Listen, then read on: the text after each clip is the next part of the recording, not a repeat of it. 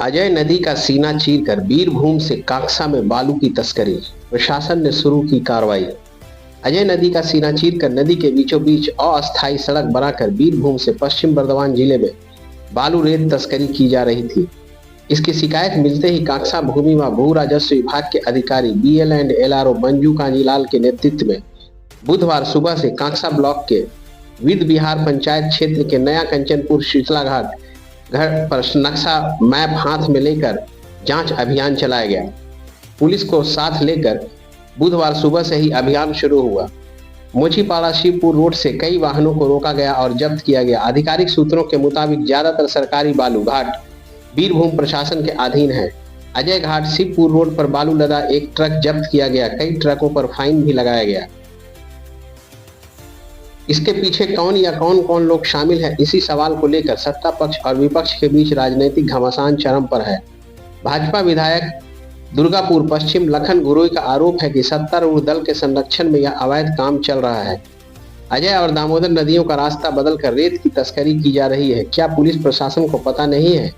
इधर भगवा शिविर के आरोपों पर जिला तृणमूल नेतृत्व ने पलटवार किया है। तृणमूल के जिला उपाध्यक्ष उत्तम मुखर्जी ने कहा, अगर कहीं भी कोई गैर कानूनी काम होता है तो स्टेट एडमिनिस्ट्रेटर एक्शन लेता है, इसलिए यह ऑपरेशन चलाया जा रहा है। Land and land revenue department गैर कानूनी काम को बर्दाश्त नहीं करता, यह एक बार फिर साबित हो गया है। सत्ता विपक्ष के इस राजनीतिक विवाद के बीच काक्सा भूमि राजस्व विभाग के अधिकारियों ने कहा है कि यह लगातार अभियान जारी रहेगा। सूत्रों के अनुसार इस तरह की रेत तस्करी के कारण अजय नदी के प्रवाह में भी बदलाव आ रहा है।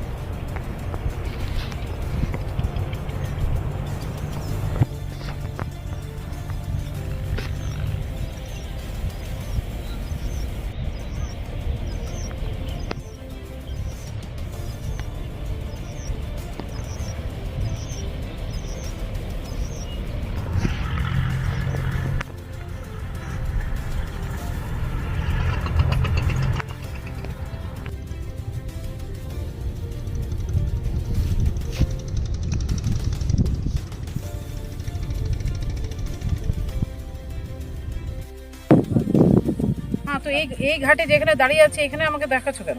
তো এইখানে তোমাদের বাড়ির পয়েন্টটা হচ্ছে ওইদিকে বেরোচ্ছিল এই রাস্তাটা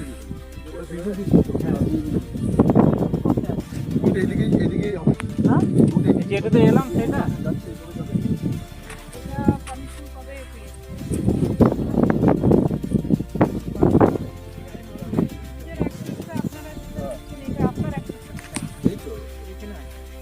আপনি ম্যাপ জমা করেছেন? হ্যাঁ, এই তো সেখানে সবাই ইয়ে করেছে, এগ্রি করেছে। ঠিক আছে। আর আপনার স্টক নেই তো?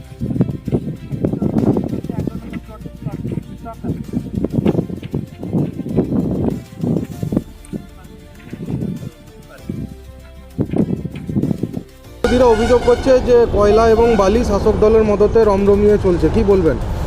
দেখুন, বিরোধীরা জানে না যে ওরা কেন্দ্রে সরকারে ক্ষমতায় আছে। ওদের কাছে 90% ক্ষমতা ওদের কাছে আছে। ওরা পয়সার বিনিময়ে ব্যবহার করে না। বাংলার মাটিতে তৃণমূলের বিরুদ্ধে, যেখানে উন্নয়নের ডালা ভর্তি হয়ে আছে ভারতবর্ষের মধ্যে এমন একটা রাজ্য, সেইখানেই যত ঘুনঘুন করে। অন্যান্য জায়গায় করুন, দেখুন কাজে লাগবে। বিরোধীরা তো করেছেন, আর বিরোধী দলে থাকবেন কিনা সেটা দেখুন। আপনারা ভূত দেখার মতন দেখছেন। কতদিন বিরোধী করবেন?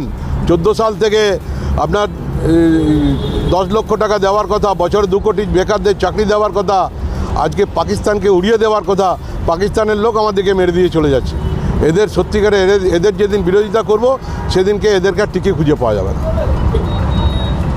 নতুন কিছু নয়, সারা বাংলা জুড়ে বালির খাদান, কয়লা খাদান, পাতা খাদান চলছে। আমরা কয়েকদিন ধরে বিভিন্ন জায়গাতে আর মিডিয়াকে বলার চেষ্টা করেছি যে অবৈধ বালি খাদান আবার শুরু হয়েছে।